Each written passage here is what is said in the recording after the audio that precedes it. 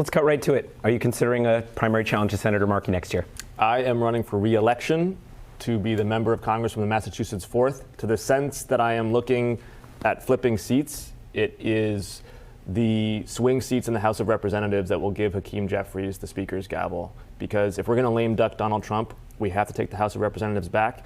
My leadership PAC, Beyond Thoughts and Prayers, has surged resources, both field and financial, to swing district Democrats in the last 2 cycles, and I'm going to do so again. So will you rule out running in the primary against Senator Markey? I don't close doors. What I am focused on right now is my own re-election and on helping vulnerable Democrats, whether seeking re-election in hard seats or trying to take out Republicans that can give us the majority.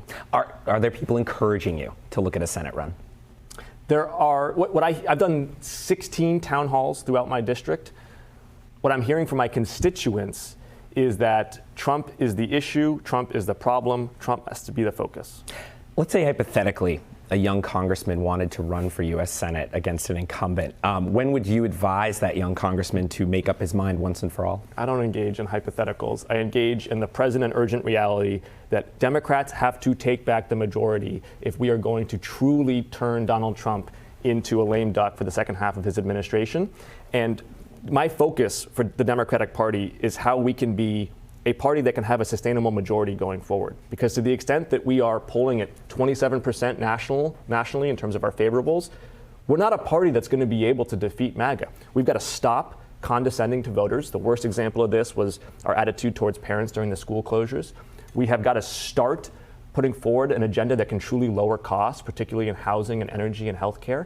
And we've got to continue defending the Constitution against all enemies, foreign and, of course, domestic. One more on this, and I promise I'm not trying to be cute in this one, but DNC Vice Chair David Hogg, who was in Rhode Island last night for a fundraiser, actually, he's gotten a lot of blowback after saying he's going to spend $20 million primarying Democrats he views as older and ineffective. This is a big conversation, whatever happens with any Senate race with you and Ed Markey or none. What do you make of the frustration that's clearly out there to some degree about the hold on a lot of big jobs that the older generation in your party has? Generational dynamism is a good thing. Dynamism, though, is not just about people. And sometimes I think we focus too much on people. I hear this a lot. Oh, we need a new leader, right?